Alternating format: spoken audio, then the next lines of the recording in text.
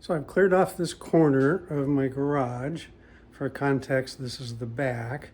And I'm going to build a workbench in this corner. It'll be built in, attached to the wall, nice and solid. So I'll be stitching together a number of videos on how that project goes. It's a pretty simple one. I'm using some leftover lumber I've just got laying around the house, and we'll see how it turns out. The previous owner installed all that electricity. Apparently he did welding, and it's connected to two 50-amp circuits. No idea why I'd ever need that much power, but it's there if I ever need it. And then of course the back wall. That table's going to stay there for now. It's going to come about to the end of that table more or less. And then of course we got our other miscellaneous stuff. Where we are is I've got the boards running across there, screwed into the studs. Then I've got 2x4 on the side, 2x6 on the back, simply because that's what I have. As I said, I'm using scraps I have from another project. And then I've put the first board down, which is a 2x12, and we'll end up with 3 of those to build it out. So the next part of the project is to build the supports on this side, and then just a matter of laying the boards in. These are so heavy, I doubt they're going to bend a lot, but I'll do something to tie them together. That's where we are right now, making good progress. The next step is getting the frame built on the other side, so these big heavy timbers are well supported all the way across. You might notice some interesting wood. The brown wood is actually repurposed from a demo project I did that I saved the lumber from. Most of this is still dry fitted. I'll screw it together and kind of getting at the end of my day-to-day. But after that, it'll be a matter of cutting my 3 boards and then making sure those are level. The most important tools in a project like this is a T-square, a framing square, and of course, you can never have too many levels.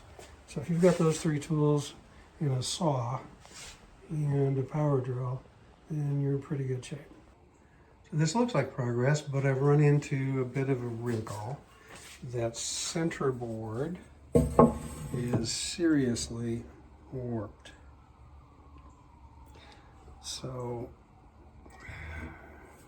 and I actually cut the straightest part of that board, but you can tell, or bowed, I guess would be the word. So I've got to figure out what to do with that. I'm thinking maybe this goes back here, because this board was nice and flat. And hopefully screwing that down is going to force it in position, but it's a pretty thick board and it's a pretty good bend.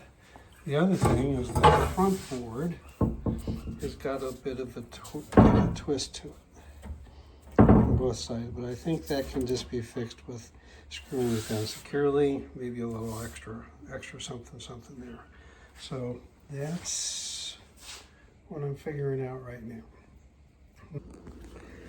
So I couldn't get that center board to go down, even moving it to the back. There was just too much torque built into it.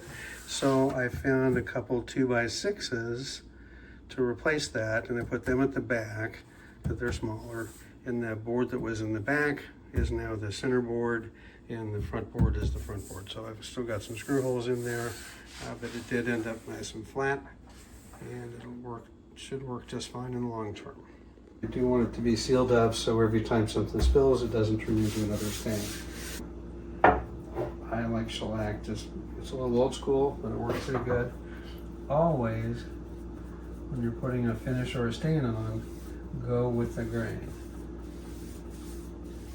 Seems obvious, but when I had the shop, so many people would come in with their attempt, and it was often because they went against the grain. Get knots like that, and I'll show a couple more. I like to flood those so it kind of soaks in a little bit. Because you really want that sealed up too. So I just put too much on, and then I'll even that out. But if it has a minute to soak in, it'll stay, it'll just work its way down, especially in some of these poor pieces of wood like that, sections of wood. And multiple thin coats are always better than one thick coat. I've got another little table I can show. Maybe I'll take a picture and show. I never did that, and it's just full of little stains. Motor oil and vinegar. I like to do a final one across. Again, just to even things out. If you have any puddles hiding.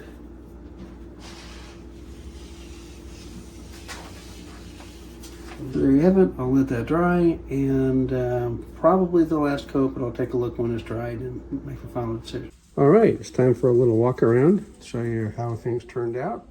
And we've got this Becker board, which I did just to protect the sheetrock behind it. And that, oddly enough, is a piece of wood I salvaged from my house I helped tear down.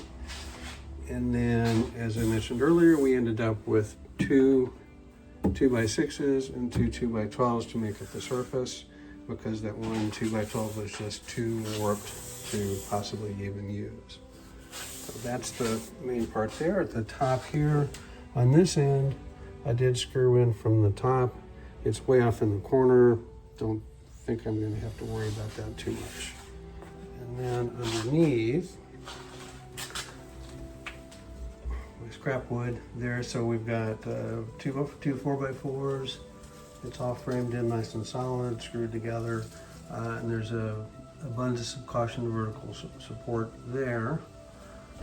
And then on the 2x6 on the back, there are 3 screws per stud.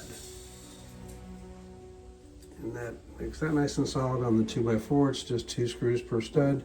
And then I've got a vertical support at the front there, one at the back. That might be overkill, but that's what I did. And then the center board is really designed just to distribute the weight if something gets really heavy, and make sure they don't twist over time. And that is screwed from the bottom.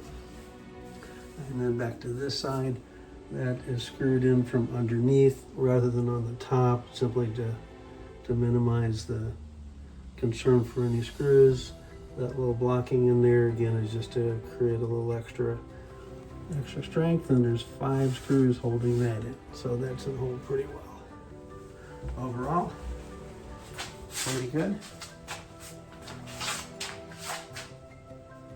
I can use it.